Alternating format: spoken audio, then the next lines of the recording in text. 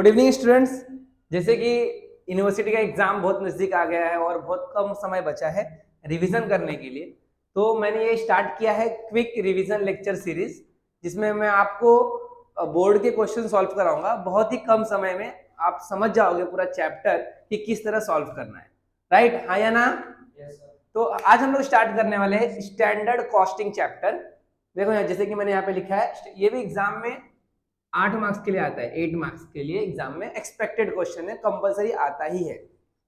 बहुत ही easy chapter है और ज्यादा यहाँ पे कुछ डिफिकल्टीज नहीं है। बेसिकली अगर देखें हम लोग यहाँ पे, तो standard costing is a system of cost accounting which make use of pre determined cost. आप ये समझ सकते हो कि स्टैंडर्ड कॉस्टिंग क्या है। एक प्री डिटरमाइंड कॉस्ट है, मतलब पहले से डिसाइड किया गया कॉस्ट, पहले से डिसाइड किया गया expenses. Standard cost relating to the each element of cost, material, labour, overhead. यहाँ पे क्या होता है, जैसे हम कोई प्रोजेक्ट बना रहे हैं, तो उस प्रोजेक्ट पे काम करने वाले हैं, तो होने कितना खर्चा होगा वो हम पहले से क्या कर लेते हैं, डिसाइड कर लेते हैं। अब हमने पहले से डिसाइड कर लिया कि हम यहाँ पे ये बनाएंगे तो इतना खर्चा होगा, मटेरियल के पीछे इतना खर्चा, लेबर के पीछे इतना खर्चा, ओवरहेड के पीछे इतना खर्चा। और जब हम एक्चुअल बनाने जाएंगे तब हमारा कुछ ना कुछ खर्चे क्या हो जाएंगे, चेंज हो जाएंगे, क्योंकि महंगाई बढ़ती है। आज फॉर एग्जाम्पल देखो यहाँ पे, फॉर एग्जाम्पल मैंने सोचा कि मैं 2022 में 23 चल रहा, राइट, 2023 में मुझे एक प्रोडक्ट बनाना है, पेन। तो इस पेन को मैन्युफैक्चर करने के लिए, इस पेन को मैन्युफैक्चर करने के लिए मुझे क्या लगेंगे, मटेरियल लगेगा, लेबर लगेंगे, ओवरहेड लगेगा, और कुछ लगेगा क्या? नहीं, ये 3 चीजें लगती है, राइट।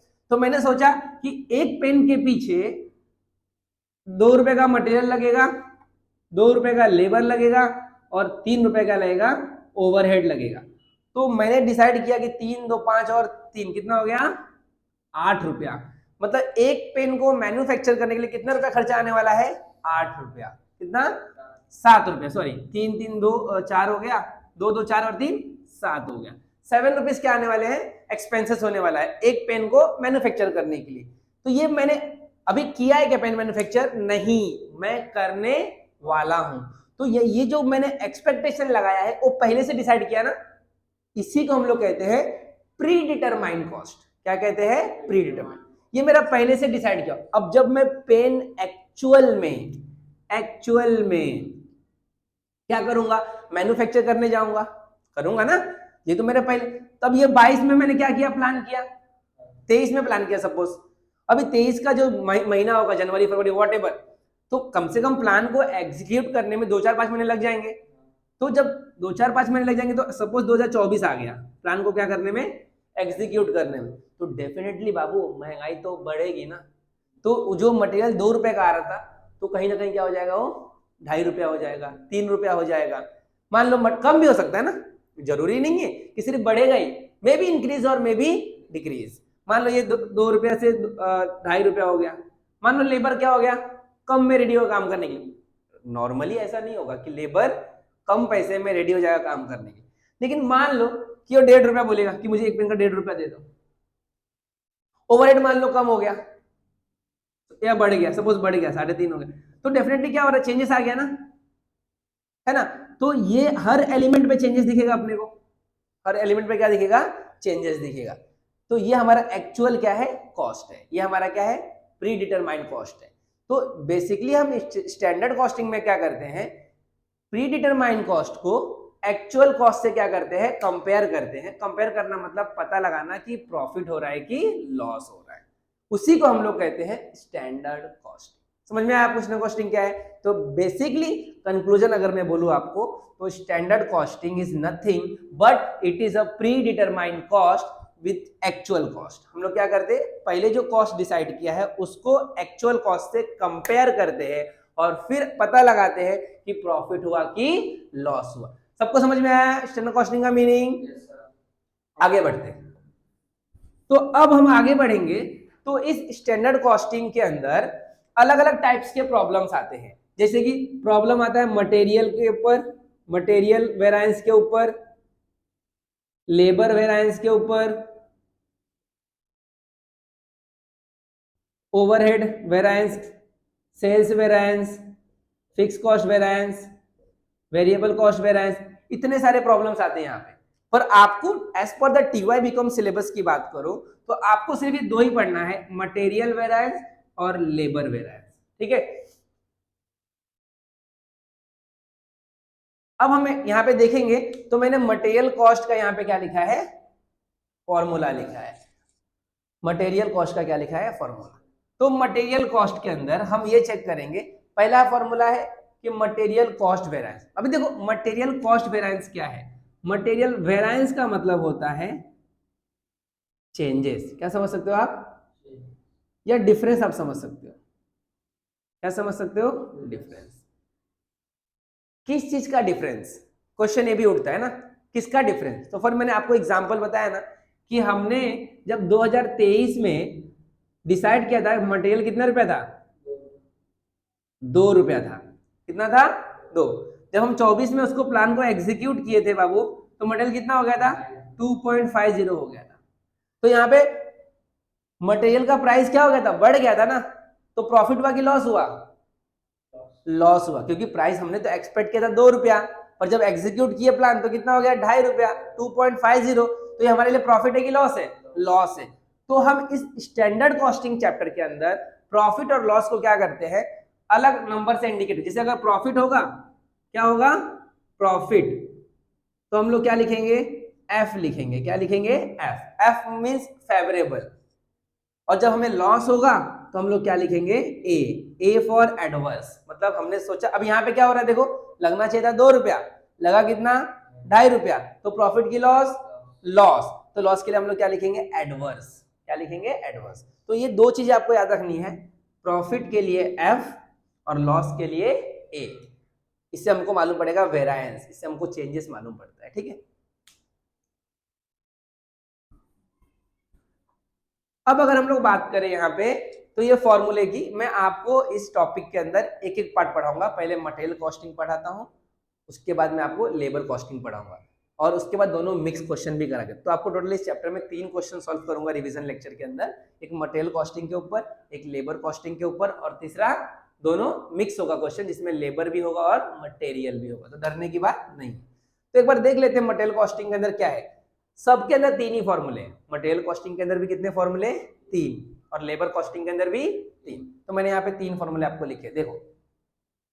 पहला है मटेरियल कॉस्ट। तो मटेरियल कॉस्ट के अंदर पहला फॉर्मूला है material cost variance. Material cost formula क्या है, total standard cost minus total actual cost, right है पहला फॉर्मूला। तो यहाँ दूसरा है मटेरियल प्राइस वेरिएंस। इसमें क्या formula, standard price minus actual price into actual quantity. और तीसरा है मटेरियल यूजेस वेरिएंस। यूजेस का मतलब होता है क्वांटिटी, आप क्या समझ सकते हो, क्वांटिटी। तो standard quantity minus actual quantity into standard price per unit. देखो बाबू, तीनों में ना एक बेसिक कंक्लूजन ये था कि सब में स्टैंडर्ड कॉस्ट में से एक्चुअल कॉस्ट क्या हो रहा है, माइनस हो रहा है। यहाँ पर देखो स्टैंडर्ड प्राइस में से एक्चुअल प्राइस माइनस हो रहा है। यहाँ पर देखो स्टैंडर्ड क्वांटिटी में से एक्चुअल, मतलब सब में स्टैंडर्ड में से क्या माइनस होगा, एक्चुअल। मैंने आपको समझाया भी यहाँ पे बेसिक में, और यहाँ पे भी लिखा है अंडर दिस, अंडर दिस मतलब under the standard costing chapter actual cost is compared with standard cost, है क्या नहीं। हम लोग क्या करते हैं, एक्चुअल कॉस्ट को कंपेयर करते हैं किससे, स्टैंडर्ड कॉस्ट।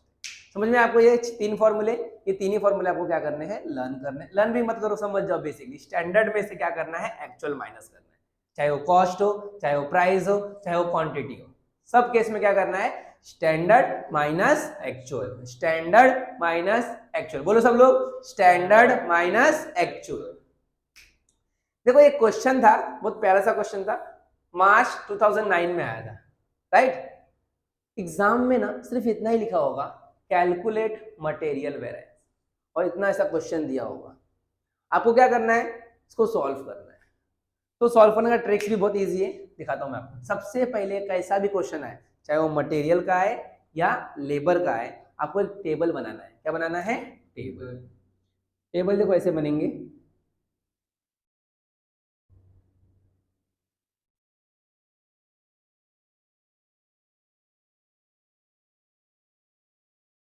और 3 टेबल बनेंगे, राइट, और तीनों में 3-3 कॉलम बनाएंगे। कितने कितने? 3-3 column.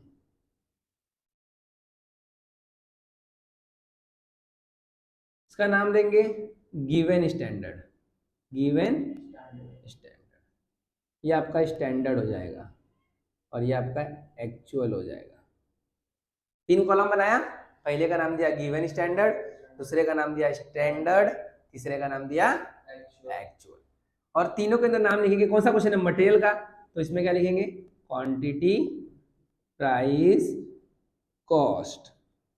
Quantity, price, cost. Quantity, price, cost. देखो बाबू, कैसा भी क्वेश्चन आएगा ना, आपको ये टेबल फिक्स बनाना ही है। कैसा भी क्वेश्चन आए और इसी फॉर्मेट में बनेगा टेबल। कैसा भी क्वेश्चन आएगा, मैं आपको दिखाऊंगा सम भी सॉल्व करके। राइट है? समझा टेबल कैसे बनेगा? Given standard, standard, actual. अभी आते हम इंपॉर्टेंट टॉपिक की तरफ। तो मैं आपको बता दूं कि इस टेबल को हमको क्या करना है? फिल करना है। इंफॉर्मेशन ऊपर दिया है, तो मैं आपको ये भी बता देता हूं कि ऑलवेज क्वेश्चन के अंदर ये गिवन स्टैंडर्ड और एक्चुअल का इंफॉर्मेशन दिया होगा। ये कौन सा? ये एक्चुअल और ये गिवन, इसका इंफॉर्मेशन हमेशा हमेशा, और फिर से कहता हूं हमेशा, क्वेश्चन में दिया होगा। आपको यहां से देख के इसको क्या करना है? फिल करना है। और फिर इसको क्या करना है? कैलकुलेट करना है। जब ये कैलकुलेट हो जाएगा तो आपको फॉर्मूला लगा के और आंसर क्या करना है? फाइंड आउट करना है। मैं सिखाऊंगा आपको कैसे करना है। देखो, तो बेसिकली आपको क्या समझा अब तक कि इस 3 टेबल में से 2 का इंफॉर्मेशन ऑलवेज क्वेश्चन में गिवन होगा। देखते कैसे? तो देखो यहाँ पे लिखा है कि स्टैंडर्ड फॉर 5 यूनिट। स्टैंडर्ड मतलब ये वाला गिवन स्टैंडर्ड। गिवन मतलब जो दिया हुआ है, गिवन मतलब दिया हुआ है। Standard for 5 unit of product है। मान लो कोई प्रोडक्ट है ए, वो ए प्रोडक्ट का नाम होगा सो एंड सो। तो कितना बनाना है अपने को? 5 यूनिट। कितना बनाना है? 5 यूनिट बनाना है। मतलब कोई एक प्रोडक्ट है जो कितना मैन्युफैक्चर करना है? 5 यूनिट। उस 5 यूनिट को बनाने के लिए, इस 5 यूनिट को बनाने के लिए, प्रोडक्ट ए को बनाने के लिए मटेरियल कितना लग रहा है? 80 kg, मतलब क्वांटिटी ना, 80 kg लग रहा है, राइट है। और कितने रुपए से? 20 रुपया पर केजी। प्राइस कितना है उसका? तो दोनों को मल्टीप्लाई कर दो, 160 आ गया, राइट है। अब तो ये इंफॉर्मेशन कहां से मिला? यहां से मिला, 1600, राइट है।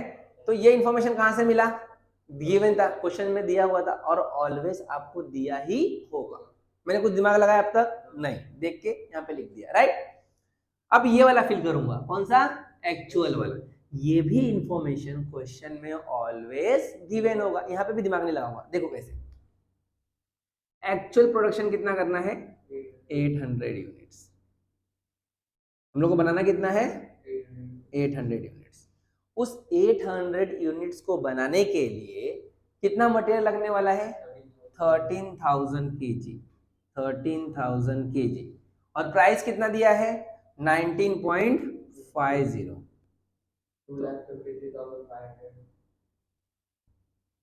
राइट है। तो ये देखो, यहाँ पे दिमाग लगाया मैंने, इसको भी देख के मैंने यहाँ पे लिख दिया 2 लाख, राइट है। अब मैं क्या करूंगा? ये फाइंड आउट करूंगा। ये फाइंड आउट करते समय आपको हमेशा याद रखना है कि जितना एक्चुअल क्वांटिटी होगा ना, वो यहाँ पे क्या हो जाएगा? सेम यहीं पे आपको स्टैंडर्ड में लिखना है। कितना? 800 यूनिट्स। ऑलवेज, ऑलवेज मतलब हमेशा, जितना यहाँ पे यूनिट्स होगा, एक्चुअल यूनिट जो होगा, वो आपको यहाँ पे लिखना है 800, राइट है।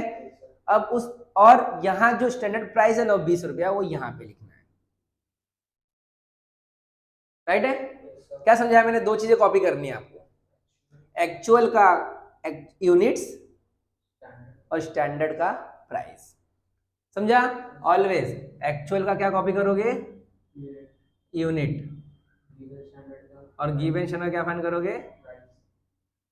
प्राइस, राइट है। ये ऑलवेज दिमाग में रखना है आपको। तो अब देखो, अब आपको क्या करना है, क्वांटिटी फाइंड करनी है। क्या फाइंड करनी है? क्वांटिटी। तो क्वांटिटी देखो कैसे मिलेगा। 5 यूनिट बनाने के लिए कितना क्वांटिटी लग रहा है?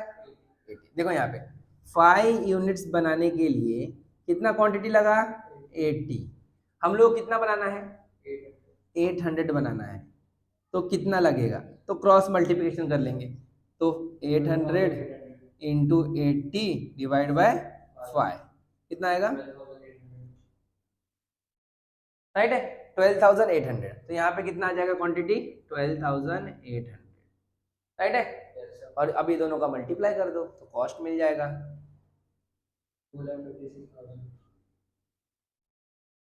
आप सबको प्लस कर दो। ये देखो 12,800 20, ये मत कर तो भी चलेगा। ये कितना है? 256,000, 13,000, 1950 और 2,53,500 हो गया। टेबल फिल हो गया ना? इसको पीछे तो पूरा ऐसे लिख दो, है ना? राइट है। इस तरह आपने क्या किया? टेबल को फिल कर लिया। अब टेबल फिल कर लिया ना, तो अब आपको क्या करना है? फॉर्मूला यूज करना है। क्या करना है? फॉर्मूला यूज करना है। देखो फॉर्मूला कैसे यूज करोगे।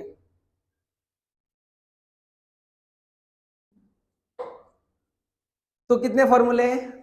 3 फॉर्मूले। कितने फॉर्मूले? 3। पहला क्या है? देखो मटेरियल, क्या फाइंड करना है? Material cost variance. तो यहाँ पे लिखूंगा मैं मटेरियल कॉस्ट वेरिएंस। फॉर्मूला क्या है मटेरियल कॉस्ट वेरिएंस का? Total standard cost minus total actual cost. यहाँ पे लिख दूंगा total standard cost minus total actual cost. Right है, लिख दिया formula. Total standard cost, total standard cost कितना है? देखो 2,56,000, ये ना standard cost total 2,56,000 minus total actual cost. तो ये हमारा एक्चुअल और ये हमारा कॉस्ट। टोटल तो एक ही तो है, टोटल है ना? 2,53,500 2000। देखो अभी लगना चाहिए था 2,56,000 रुपए, 2,56,000 रुपीज लगने चाहिए थे। लगा कितना? 2,53,500। ज्यादा लगे कम लगा? कम लगा। तो प्रॉफिट की लॉस? प्रॉफिट। प्रॉफिट के लिए क्या लिखते हैं? एफ। प्रॉफिट के लिए क्या लिखते हैं हम लोग? एफ। समझा था ना 20 के पहले? समझा आपको? प्रॉफिट होगा तो क्या? प्रॉफिट होगा ना, इतना लगना चाहिए था, इतना लगा, एफ। दूसरा सेकंड क्या है? Material price variance. क्या फॉर्मूला है इसका? देखो standard price minus actual price into actual quantity. Standard price minus actual price into actual quantity, actual quantity. तो देखो बाबू स्टैंडर्ड प्राइस कितना? स्टैंडर्ड प्राइस 20 माइनस एक्चुअल कितना है? 19.50 और एक्चुअल क्वांटिटी, एक्चुअल और ये क्वांटिटी कितना है? 13,000। कितना आएगा देखो? 6,500। अब देखो लगना चाहिए था 20 रुपया, लगा कितना? 19 रुपया 50 पैसा। तो 50 पैसे का प्रॉफिट हो गया ना? तो ये आंसर भी किसमें आ रहा है? एफ। राइट है। तीसरा मटेरियल यूजेस वेरिएंस। क्या फॉर्मूला है? Standard quantity minus actual quantity into standard price per unit. देखो यहाँ पे स्टैंडर्ड क्वांटिटी कितना है? Standard quantity 12,800। एक्चुअल कितना क्वांटिटी लगा? 13,000। और स्टैंडर्ड प्राइस कितना है? 20 रुपया। हाँ कितना है? 20 रुपया।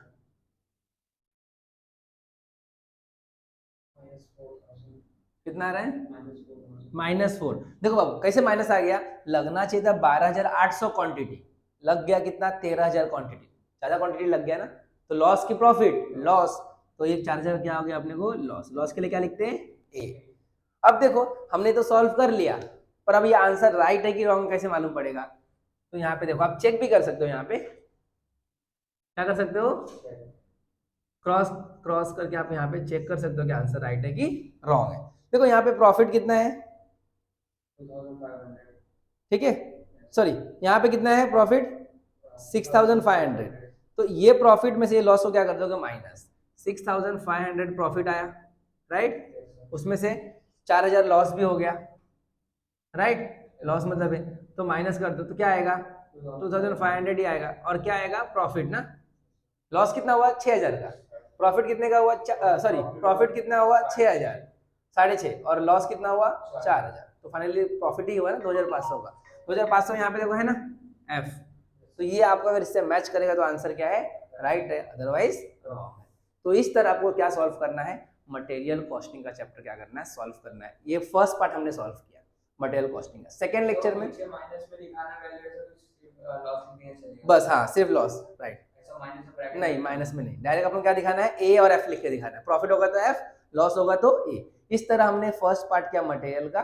सेकंड लेक्चर में करूंगा हम लोग क्या करेंगे लेबर का, और थर्ड में आपको बताऊंगा मैं मटेरियल और लेबर का कंबाइंड क्वेश्चन। तब तक इतना कॉपी करो आप नेक्स्ट लेक्चर